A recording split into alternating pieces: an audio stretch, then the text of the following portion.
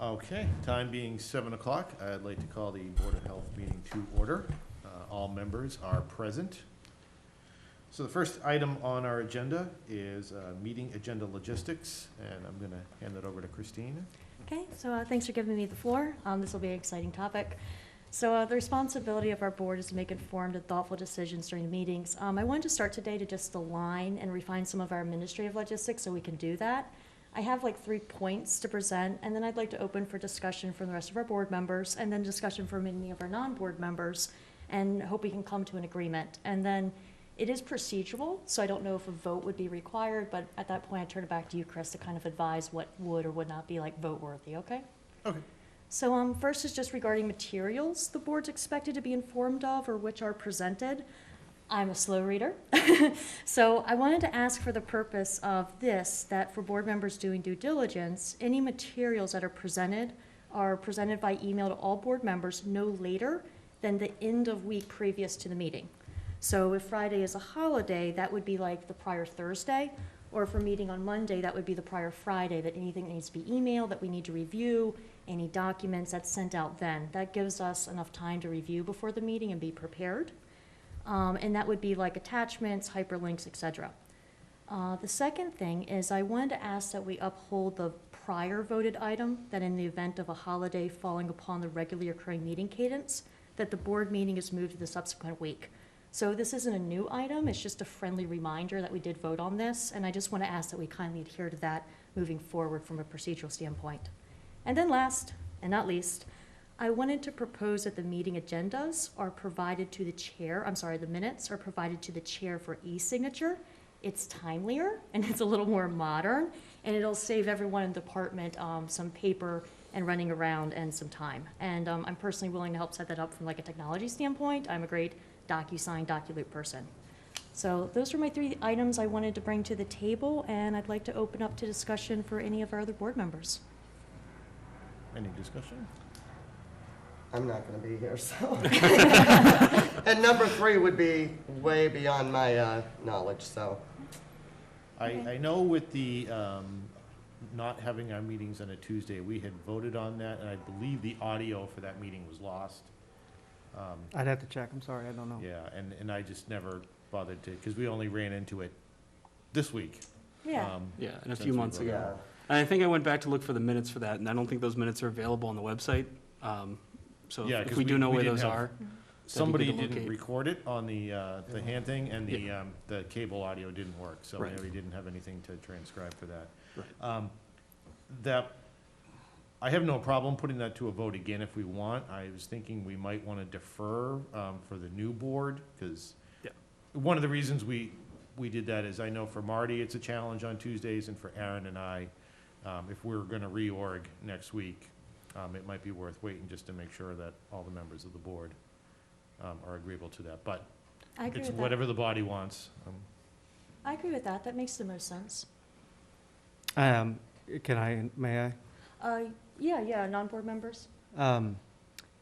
It is sometimes extraordinarily difficult to get you something beforehand, especially if I get it the day of the meeting, and I want everybody to at least see what I'm talking about. For example, I just forwarded everybody an email that I got today at 17:33 that I haven't even had a complete chance to digest myself, but we should definitely be aware of it because it takes effect today. So Okay. unless those very unusual circumstances, like the trash stuff that I sent for the last meeting, I didn't get that. We didn't finish compiling that till that day that I sent the day of the meeting. And things like this email that I just got today that takes effect today, there will be some, I need to send this to you now so you at least have it and can read it after we, at least discuss it at the meeting. Clearly, that would never be something that would be up for a vote, Right, we because can't. that would be unfair. Right, it just doesn't give us for myself, it doesn't give me enough due diligence. I can't read something like the day of, because it's just hard to control a schedule for that, and there's just not enough time to kind of ask questions. Yeah, I mean, I completely understand, and I don't work past 17:30, so like having to, even for me, to get this 7:30 seems unfair, because I'm supposed to adhere to this tomorrow, but I haven't had a chance to read, and it is a It sounds like you're in the same 24-page document, so, yeah. Jeez. Samesies. I'm completely on that team. But we have to understand that there are going to be some things that I need to send the board to talk about, especially if there's already previous agenda items that are on the for discussion. If I get latest and greatest, I will send it to you and I will say, hey, I just sent this to you moments ago because, well, I got it. If it's an item that's out of our scope, like an example would be the RFP, if it's out of our scope and it's just for awareness, would it be appropriate, rather than sending that same day, to maybe table it for the next meeting? That way we can focus on the items that are in our scope? I Would that be certainly- kind of a good way to do it? I certainly agree with that. Okay. But I was under the impression that the decision would have been made before this meeting. Mhm. It has subsequently not, but the reason I sent that out is because I thought we would make a decision on the hauler before the next meeting. It is an awareness item, right? Like, that was more like just for the board's awareness? Yeah, Okay, so that to me, and this is probably where we kind of hurt some of our time, because I remember that conversation, when I got it kind of last minute, I was speeding through, and I felt like I actually kind of wasted some of your time, because I didn't have enough time to understand that it was like not in my scope, and I was going back and forth with you with questions. So that's why I'm kind of asking if. I don't know if it's completely out of scope, because the board does regulate public nuisance as far as waste disposal. So the only thing that's not in scope for that is the fact that the contract negotiations.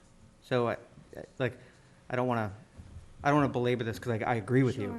Sure. But I just want to make sure that everyone understands that there are going to be moments where I'm forced to send you something day of, just for better knowledge long-term. Even if it's something we can table and discuss at the next meeting, I can at least say, this is on the agenda tonight, and I just got this. So, That would be great. I mean, honestly, like with the RFP, I felt really underprepared, and I want to do due diligence. So even if it's something like, hey, this is on the topic, we're going to do a quick summary, I sent this, let's make sure it ends up on the next agenda. And that way there's that opportunity for me to actually like read through and bring something and not feel like, oh my gosh, this is my one chance this week to bring it to the agenda, and if I can't read at light speed, it's out of luck. I think that would be a great solution. I have no problems making sure that happens. As long as I feel like I have to say it. There are going to be a lot of things that I get same day. And I Yeah. hear what you're saying. I mean, I completely understand, but that's why I think kind of bringing this to the table is appropriate, because if you're getting things last minute, it has to come to us. It's kind of, it sets a precedent, I think, where we can go to those people saying to you and saying, hey, listen, we also need you to, and I don't know what specific agency does that to you that we need to push back on, but we probably do. I mean, it's DESI and DPH and all of that. I can't, it's out of our control. Okay. On the And the other news is item- ever changing too. Everything's always updating. Everything's always updating, but we as a board, we need the ability to actually read materials and be prepared to speak or not speak to them. So that's why I'm bringing it to this meeting, because I don't want to be in a situation myself where I'm getting something last minute, and I feel like unable to do what I am appointed to do here. There's always going to be exceptions, like that's just going to happen, especially if you're at the on the end of a government agency that's high above us. I just want to make sure that those are going to be the exceptions and not the rules, and that's why I'm bringing it up today. Because this is procedural, Mr. Chairman, I'd like to make a motion that we table this discussion until next meeting, so that the next board can handle it, just because there's a good chance that some of us won't be here. So I think it might be important for them to handle that, so. Good idea. We should probably also, I mean, I don't know if we need to check with council on the e-signature. I know Just it's to make- legal from a governmental regulation standpoint. Oh, yeah, I'm no, very that's comfortable with absolutely that. legal. All right, so we have a motion. Do I have a second to I'll table? second that motion. All in favor of tabling the discussion to our next board meeting, say aye. Aye. Any opposed? Okay, motion carries. Next item on our update is, on our agenda is COVID-19 update. Okay, so we have, currently, we have 40 active cases.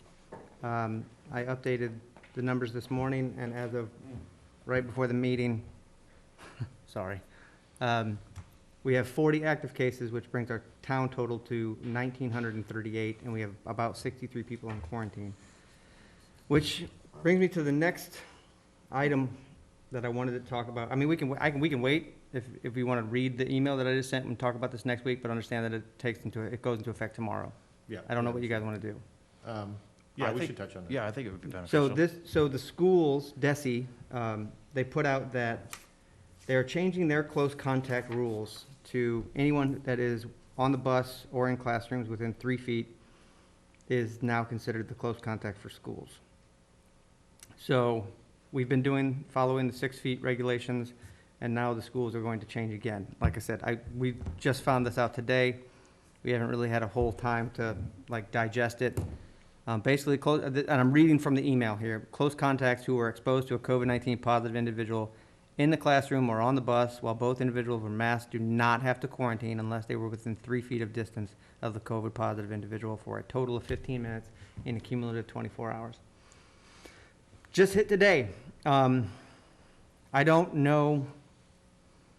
I haven't had a chance to talk to Peter and Felicia, the school superintendents, assistant superintendents, nor any of the principals. The only person we've talked to today about this has been our COVID school nurse liaison. So this is as literally as hot off the press as I can possibly make it. And I don't know, well, I need to read it and kind of digest it, but this is going to go into effect tomorrow per the recommendations for DESI. Okay. This is another thing that's kind of a sticky subject. The LBOH does have the authority to change quarantine and isolation procedures to the more strict end. Right, so if you could say, no, we would like to continue with the 6 feet, vote on it, pass it as a regulation, write it up as a regulation, do that for the COVID-19. That's perfectly within the confines of the LBOH's rules. They can do that. But, I mean, like I said, just came off. Just sent it to everybody, and that's one of the COVID updates that I wanted everybody to be aware of. Other than that, our numbers are kind of a roller coaster. The 37% of the state's past 2-week total has been under the age of 19. That's a lot. And I find that a skosh concerning. So what do you think of the 3 feet versus 6 feet? I need to read the science and I need to formulate an opinion, to Christina's point. That's Well, it exactly seems what I'm like if the thinking numbers too. are going up, it would be silly to go. It would be counterproductive. So- Yeah. Yeah. But Like- our numbers are kind of doing Up and down. and it's like a 10-person, like, we go up 10, we gain 10 cases, but we also take off 10 cases. We go up 10 cases, we come off 10 cases. So this morning we had 43, now we have 40. Last couple of days ago, we also had 43 because it's almost like an ebb and flow. I need to dig into the weeds of this. I mean, there is some merit to that, especially with the increase in vaccination efforts and the increase. I guess we can segue into that if you want to, Mr. Chair. I think the vaccination update is literally the next topic. Yes, it is. Yes. If you're comfortable, I'll move on to vaccination update. Yeah, the only other question I was going to ask on COVID-19, do you know, are we still red as of, would have been last week, I guess? So the new, I don't believe so. See, the color scheme, Yeah, and I know new numbers are coming out on Thursday. and then it's red if it's only 3 weeks or, our percent positivity dipped below 5, so we should not have been. Okay. But I'll have to double check. The vaccination efforts continue. We are still doing homebound vaccinations, and I encourage everyone to contact the office if you think you qualify for that. Even if you think you qualify for that, give us a call. Let us help you determine eligibility. If you have mobility issues, we're not going to turn anybody away, frankly.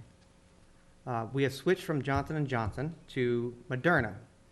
The state has set it up so we will receive a shipment of Moderna to be able to perform our household homebound immunizations, and our team will go to those people's houses with Moderna now, and that should start this week as soon as we get the shipment in, and I anticipate it will come tomorrow or early Thursday, probably tomorrow. We are still working on a regional collaborative. We have been meeting with a local site to set up vaccination efforts for the town via a regional collaborative. And I'm still hopeful that we'll be able to provide large amounts of vaccinations for residents locally. And also, now that the eligibility has opened for 16 and older, I would like to work with the schools to set up something for our 16 and older students. And that is in the works, but we have to have Pfizer for that, because Moderna is an 18 and older. So if we do get our regional collaborative, I anticipate it will be Pfizer, because the state has the most of that. So we'll be able to maybe make something happen in that direction. I also put the town's percentages of vaccination by age on our update, where we update the cases on the website. So please check that out. Oh, excellent. Chris, I'm sorry. Can I back up the COVID update too? Yeah. Sorry, I forgot something. My notes are on my All goes hand phone. in hand. Forgive me. I added so the state has their own complaint file. You can send an email and it'll come to us via the state. I added a complaint email link to the homepage of the health department to facilitate not only COVID complaints, but please send us, housing or food or whatever. But I needed I wanted more centralization of our complaint process and more accountability and follow-up if necessary for the complaint process. Because sometimes phone calls get lost, phone messages get lost, so somebody calls with a complaint and it just falls through the cracks. I want to make sure that now we are giving everything the attention that it deserves. And if you're unsure if it's something as a COVID, a health, or housing complaint, send it in. Send it in. I'll sort it out for you. Today we got a pothole complaint. Well, I know who to send that to. Send it over. Send it over. We can forward. And I'll switch back to immunizations now, sorry. Those numbers are on there, and we have done very well in our 75 and older population, and not very well in our 29 and under population. So I encourage everyone in town who can make an appointment and get your vaccination, please. You're not just getting the vaccination for yourself, you're getting it to protect your friends and neighbors, so please do that. I think that's it. Any questions on vaccination effort? If not, next item on the agenda is, speaking of vaccinations, Johnson & Johnson's pause. All right, so we anticipate an answer to the Johnson & Johnson restart, we'll call it, sometime this week, probably on Friday. As everybody knows, Johnson & Johnson vaccination efforts were paused due to when I say rare, I mean extraordinarily rare blood clot disorder that only happens when you're given a specific medication that is actually used to treat those blood clots. 6 people and over 7 million doses of Johnson & Johnson had led to something, right? One person's death. That's tragedy. But the long-term effects of COVID are still out there. Johnson & Johnson can prevent somebody from dying from COVID as well. So if you've got the Johnson & Johnson vaccine and you're experiencing any symptoms, please go see your primary care provider.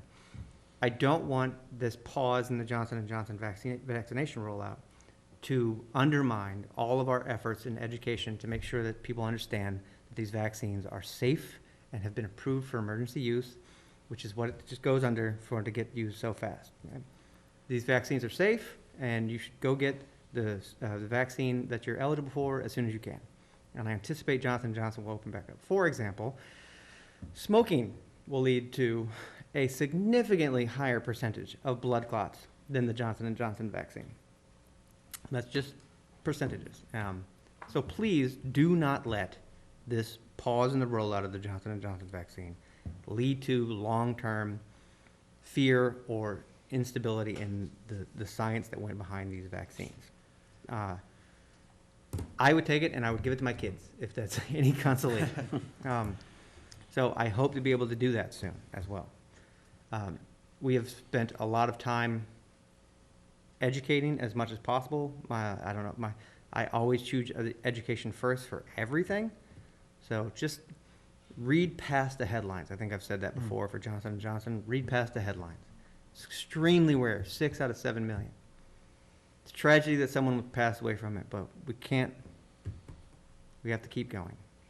Have we received any outreach from our community concerned about the Johnson & Johnson vaccination specifically? Yes, because we were scheduled to use that for all of our homebound. Mm-hmm. So we had to call all of our homebound people, reschedule them, and then reassure them that we're going to do all of the due diligence that me and Lindsay can possibly do to make sure that their safety is our primary concern, which is why we always go out, teams of 2, 1 medic, 1 nurse, or me and 1 nurse, to make sure that if anything happens, that the people getting the vaccine are completely and 100% safe. And I'm sure almost all of you have been to one of my clinics that I've ran. It's one of the things I pride myself on, is how safe and efficient they are. I overstaff, and we overstaff our homebound. We've had a lot of people call, and we're concerned about that. So we tried to educate as much as possible, and we reassured them that we would not give them anything that we thought was unsafe. And now we're just telling them, hey, we're switching to Moderna for now while they do this. And so switching to Moderna, to be honest, just and getting it out there, just getting these people vaccinated has eased a lot of frustrations already. Because some of these people haven't seen any human beings for over a year. That's a tragedy in and of itself. I mean, like, you can't leave your house, your grandkids can't come see you. Are you getting a lot of other medical questions from people that haven't been getting like primary care in this past year? Oh yeah, that happened. That started That's quite a kinda while ago. normal. Yeah, it's like, we'll get the, hey, what do you think I should do about X? And I'm like, well, I think you should see a doctor, but let me point you in the right direction. So please read past the headlines in Johnson & Johnson.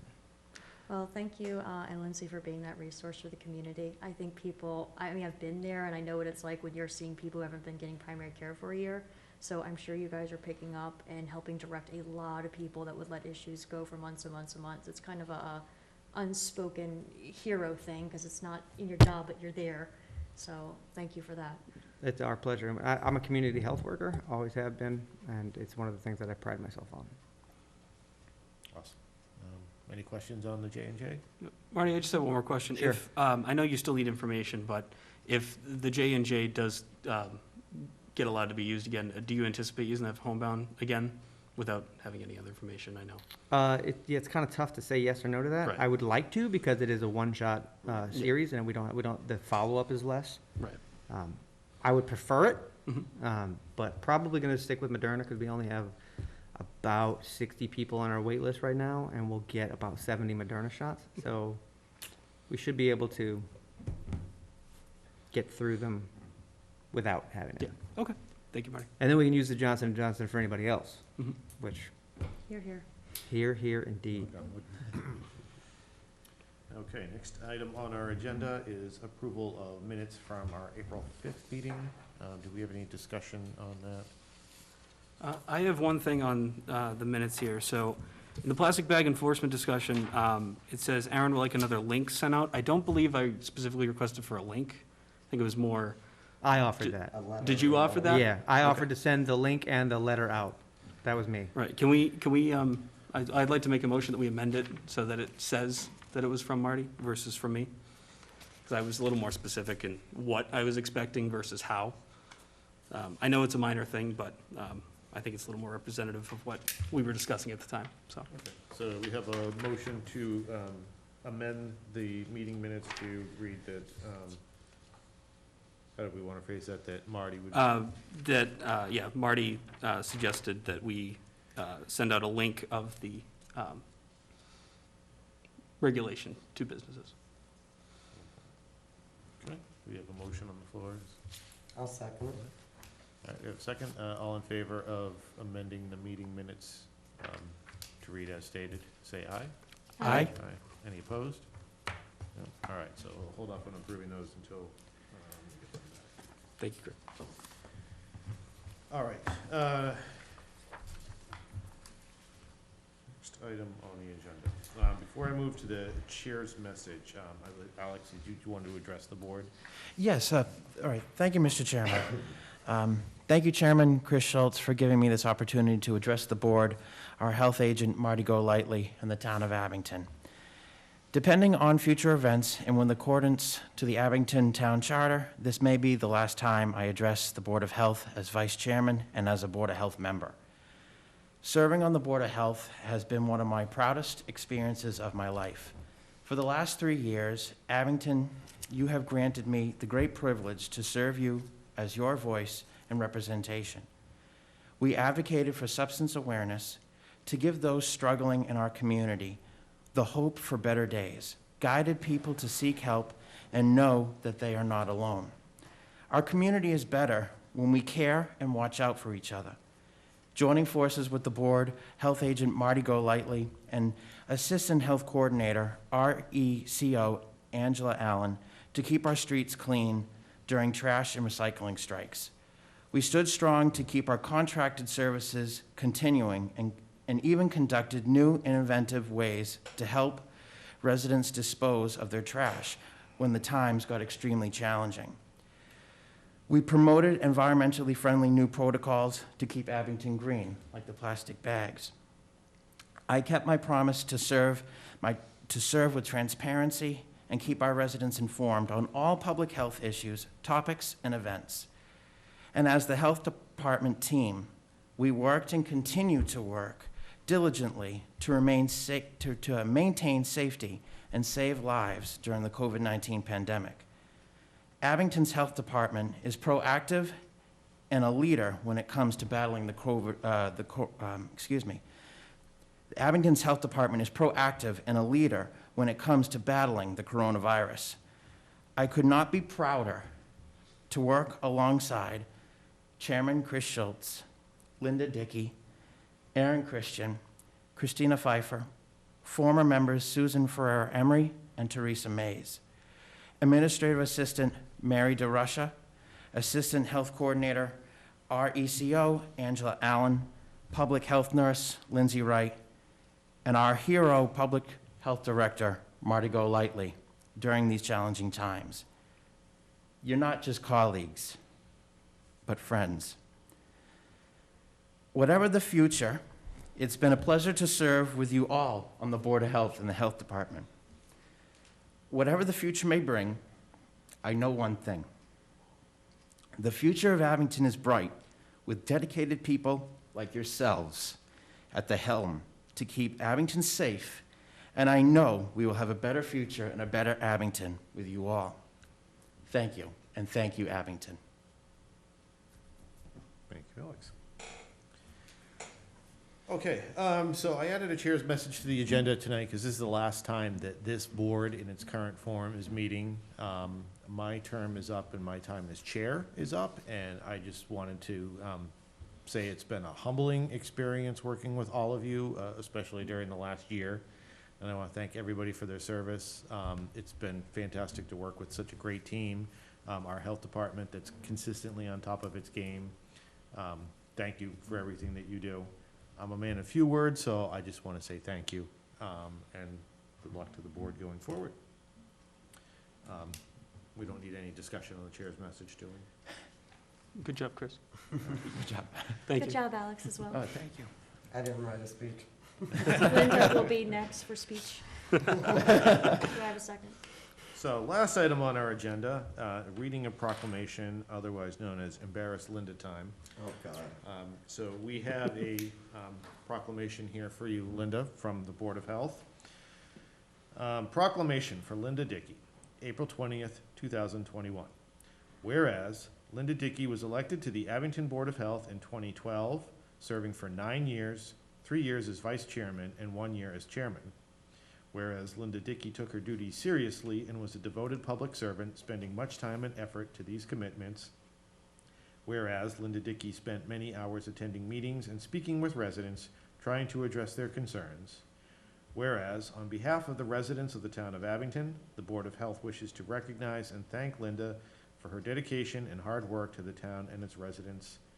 Signed, Chris Schultz, Chairman, Alex Haggerty, Vice Chair, Aaron Christian, and Christina Pfeiffer, members at large. Oh, thank you. Thank you, Linda. I guess I didn't need a speech. You read it for me. I'm gonna hand that over to you. Oh, thank you very much. Suitable for framing. And it has been my pleasure to serve on the board. It's, So Linda was Been part of the very committee that educated. hired me, yes, I was on the board that hired Marty. and she has been a friend and mentor to me since then. Oh, And I'm thankful for your leadership and guidance. And the world's better when you're involved. ditto. And I feel the same, I do. and you are a great health officer, Well, thank you. and the town is lucky to have you.